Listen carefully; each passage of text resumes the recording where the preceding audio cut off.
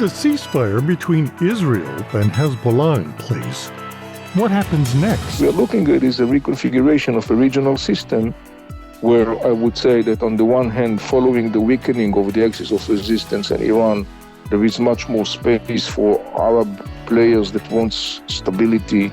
President-elect Donald Trump says he'll impose tariffs on the three largest U.S. trading partners on his first day in office. But we're going to put a tariff on Mexico if they don't immediately stop sending that horrible stuff into this country.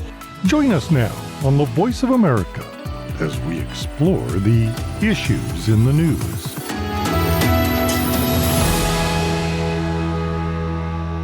I'm Scott Walterman in Washington. I'm pleased to announce that their governments have accepted the United States proposal to end the devastating conflict between Israel and Hezbollah. There's relief over a ceasefire deal between Israel and Hezbollah, but Lebanese people are now facing the realization of the challenges that lie ahead. The U.S. brokered ceasefire agreement raises multiple questions. Will Hezbollah fully remove its fighters and arsenals from southern Lebanon? Can the Lebanese army ensure that it does? Who's going to foot the bill for rebuilding Lebanon? The World Bank estimates that Lebanon has suffered $8.5 billion in damage from the war. At the same time, Lebanon faces its own internal tensions, a long financial crisis, anger among Hezbollah's opponents who blame it for the war. Hezbollah is a designated terrorist organization by the United States and other Western nations, and its war with Israel, started on October 8th, the day after Hamas's attack on Israel, has changed the dynamic in the Middle East. Joining us now to talk about that is Avi Melamed, a former Israeli intelligence official and author of the book Inside the Middle East, Entering a New Era. So thank you so much for taking the time to join us and talk about this. Of course. Tell me your first thoughts about the ceasefire agreement. Well, I think that the ceasefire, in the end of the day, reflects the needs and interest of both Israel and Hezbollah to have a ceasefire for their own different reasons. The ceasefire for itself is kind of like is quite sensitive, sort of speaking, and it's very fragile, I would say. But roughly speaking, it seems that it has good trajectory ahead in the sense that it will hold, because in the end of the day, it reflects interest of both sides to have this ceasefire. Obviously, each side walk away from this ceasefire, basically counting its own cons and pros, but this is a different perspective. Well, I can see Hezbollah's side, they've been really hurt badly by the war, leadership and material. What's Israel's, what do they walk away with? Well, look, I mean, from the Israeli perspective and from a military perspective, Israel can definitely mark some significant achievements. As you accurately mentioned, Hezbollah has been significantly beaten. It's interesting to note in that regard that in the Arab world, the overall notion vis-a-vis this whole Israel-Hezbollah collision is that the Hezbollah has been defeated. And this is something for itself very interesting, because the Hezbollah positioned itself in the last couple of decades not only as the big power in Lebanon, but as a regional power. And to a large extent, basically, it wasn't a baseless image. So the Hezbollah, in the Arab world, there was shockwaves to see what happened to the Hezbollah during this collision with Israel, during this 1 year of collision, or a little bit more with Israel. So Israel, in that regard, can, from a military perspective, can definitely mark some significant achievement, particularly in the context of re-establishing or rehabilitating Israel's deterrence image that was badly crippled on October 7. On the other side, we still have to remember there are 70,000 or so Israelis that, as for the time being, are still refugees. The Israeli from the northern communities, they are not going back yet to the northern communities. There is clearly a discontent among those people who basically demand the government to continue full steam ahead and to totally crush Hezbollah. A request that, to a large extent, is not very realistic, I would add.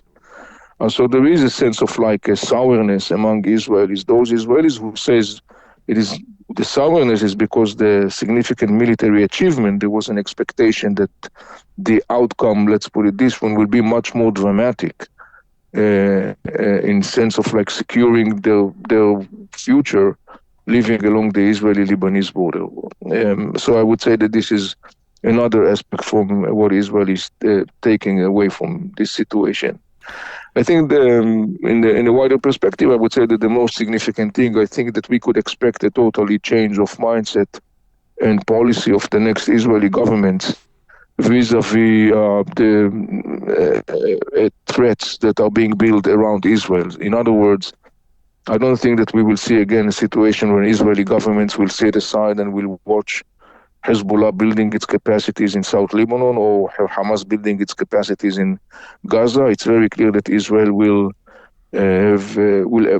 move on to act proactively, very decisively to eliminate this building threat on its early phases. So I think this is one of the major differences as an outcome of this war. Well, that makes a lot of sense. I know that a lot of people are also disappointed, you mentioned Gaza, that the Gaza ceasefire wasn't tied together with the Hezbollah ceasefire. Well, yes, that's disappointment, and in a way, ironically enough, is common denominator between Palestinians and Israelis, or some Israelis, particularly Israelis, of course, who wants to see the Israeli hostages back home as soon as possible. So, in a way, it's kind of like ironically speaking, because this is the common denominator, the wish for a ceasefire. It's interesting, by the way, to say that from the Hezbollah perspective, Hezbollah launched the attacks on Israel on October 8th. The leader of Hezbollah, Nasrallah, that was eliminated later on, he basically said, we are doing this supporting Gaza, and we will not stop the war until there will be ceasefire in Gaza Strip. So now there is no ceasefire in Gaza Strip, and yet Hezbollah agreed to ceasefire with Israel, which also, again, it's kind of like adding to the notion in the Arab world that the Hezbollah has been significantly defeated.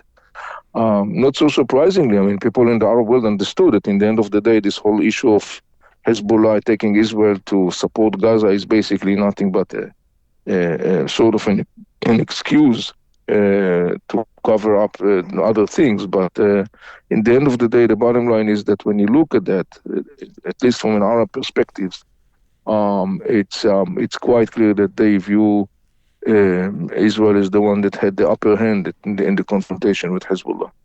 Don't you think that also in the wider sense that all of the anti-Israeli alliance has been sort of exposed as a paper tiger, including Iran itself? I mean, Israeli intelligence has everybody's number dialed in, it looks like.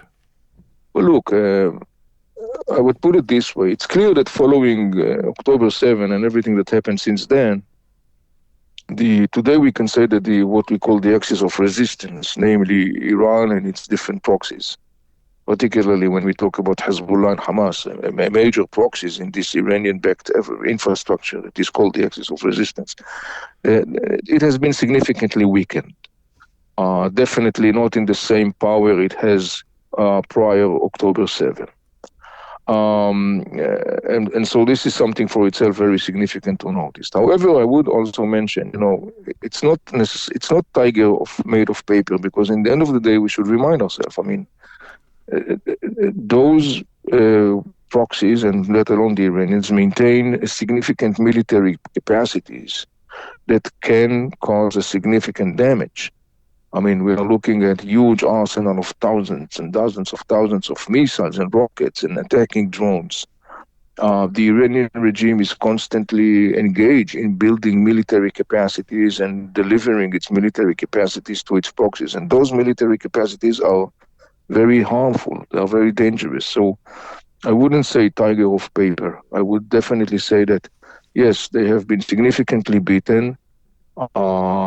Israel has been performing outstandingly, sort of speaking, in terms of intelligence and military capacities and technological capacities, but I would not undermine the Iranians and the proxies' harmful impact. In the end of the day, we have some examples. We should remind ourselves that unless Israel had the ability to successfully intercept most of the incoming rockets and missiles and drones that were launched by Hamas and Hezbollah and the Iranians, the situation would have seemed totally different. I mean, we would have been in totally different situation.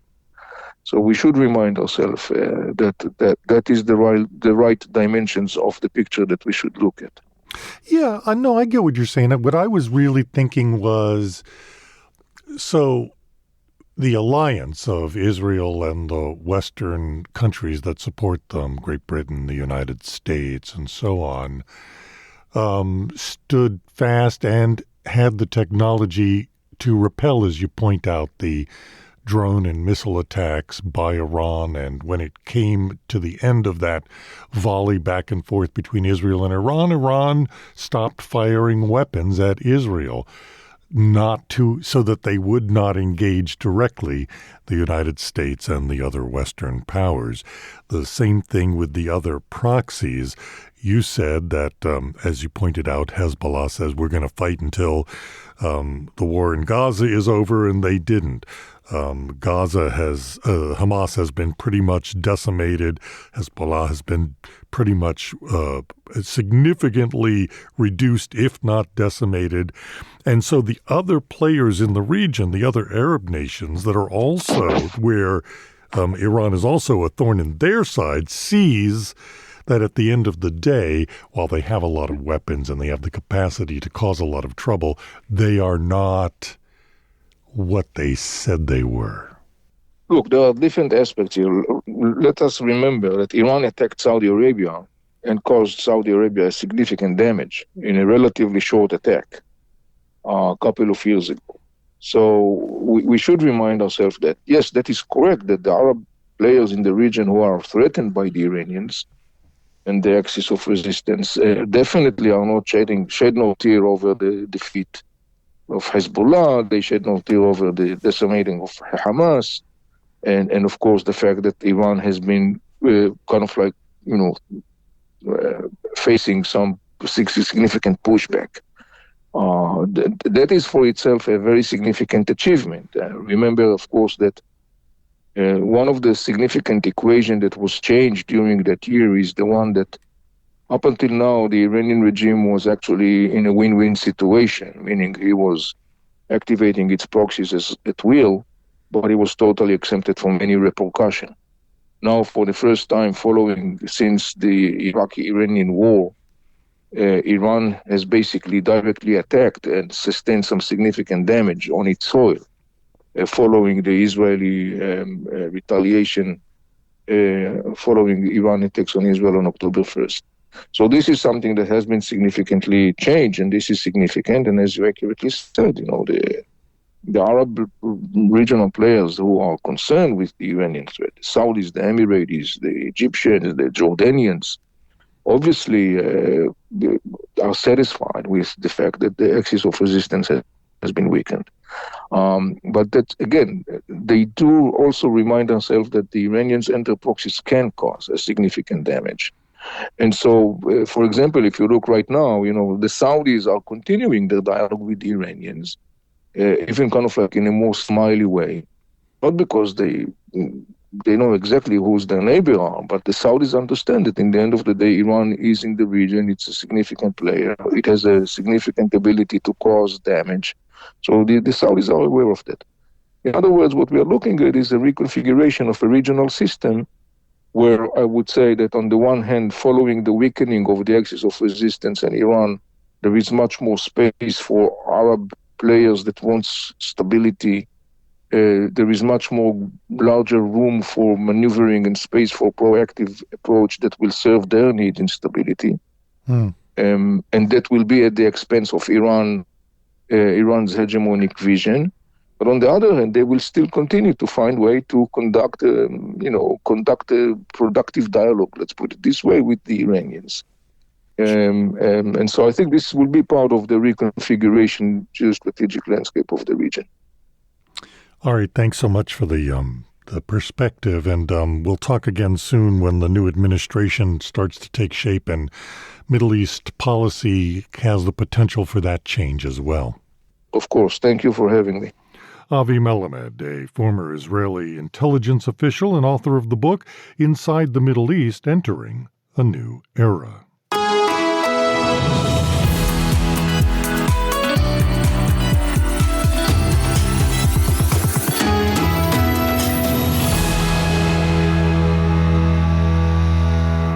You're listening to Issues in the News on the Voice of America.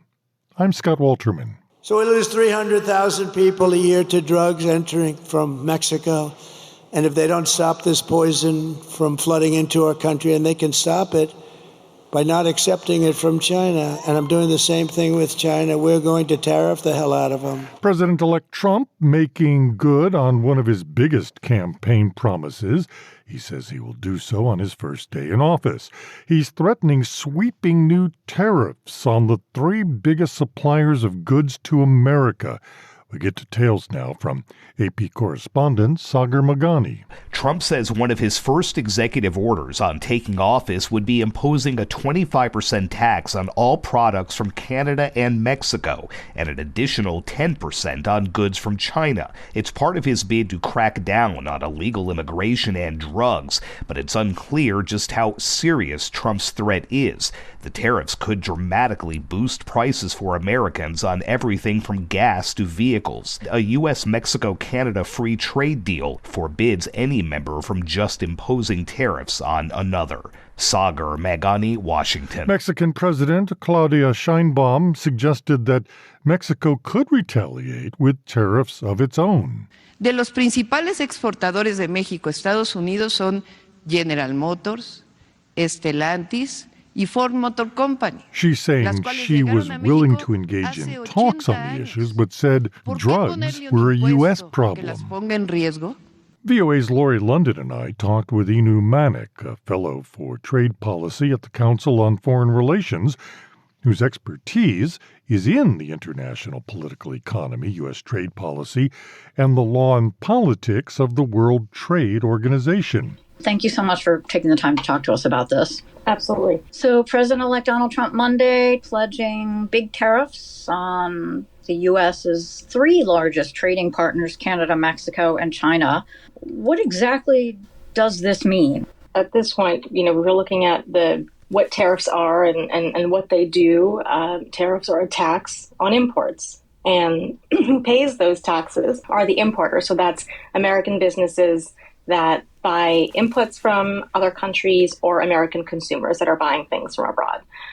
So at the end of the day, a tariff is a tax, and that is what President-elect Trump wants to impose on the U.S. economy. What this means in terms of what he's going to do, it's unclear. When you look at his tweet, he doesn't state how he's going to do it, how it's going to work, whether there'll be exemptions. So at this point, I think he's just trying to lay out that he wants to take some tariff action, and he's identified some of our top trading partners as the targets of that.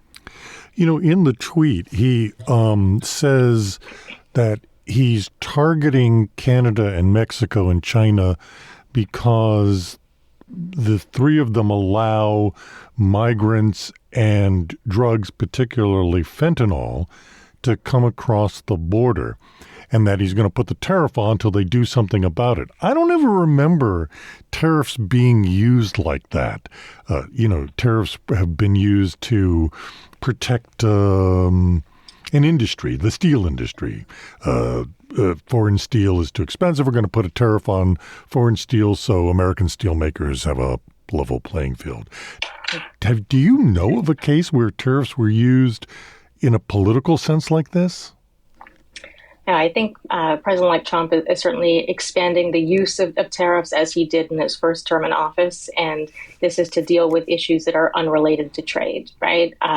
And this is an expansion of presidential authority on trade that I think is going to be largely unprecedented in what we're going to see in the next 4 years. So the tariffs are not going to stop the flow of fentanyl or anything across the borders, even people. And the way to deal with those things is through cooperating with our trading partners to figure out what we can do in terms of cooperation on the border itself to address these issues. And that's going to be screening things that cross the border, whether it's things and people. And that's not something that we can do with tariffs. So that's just a misguided approach to dealing with the problem.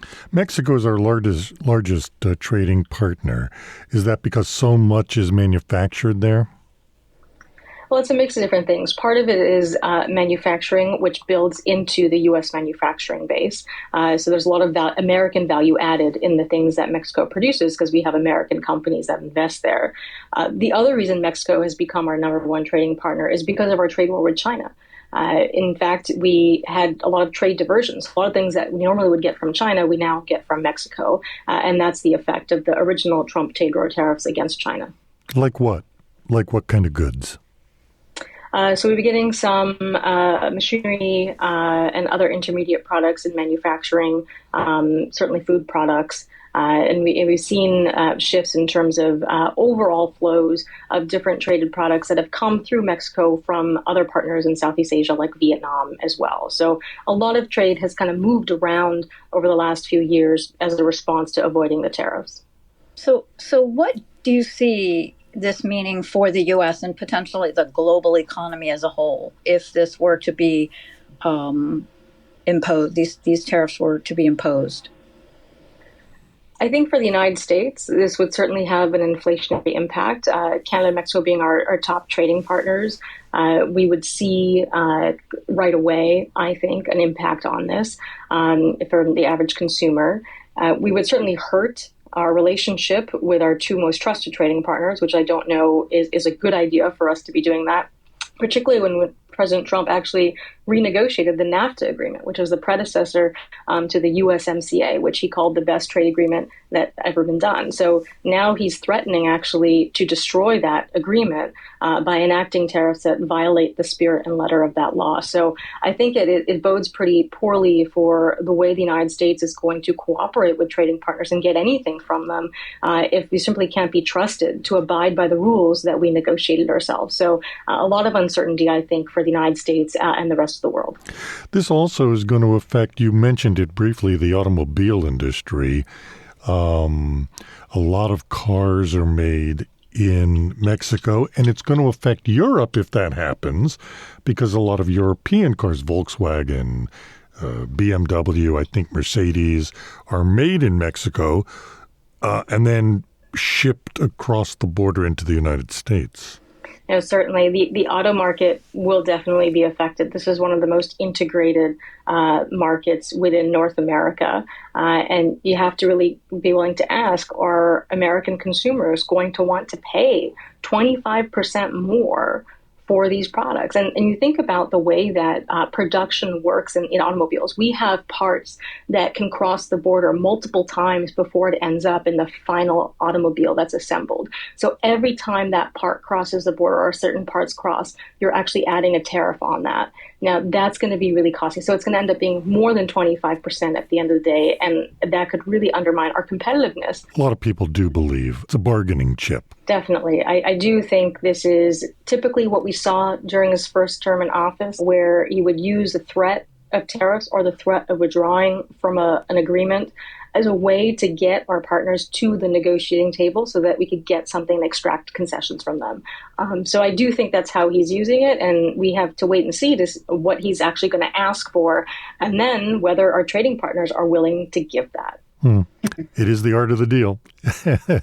Absolutely. Thanks. Thanks so much for the insight. No problem. Inu Manak, Fellow for Trade Policy at the Council on Foreign Relations, whose expertise is in the international political economy. That's it for this week's edition of Issues in the News. On behalf of everyone here at VOA, thank you so much for spending the time with us. For more information throughout the week, you can listen to our podcast, The Issue, which drops at 2200 UTC on our website, voanews.com, and wherever you get your podcasts from. Join us next week for more Issues in the News in Washington. I'm Scott Walterman.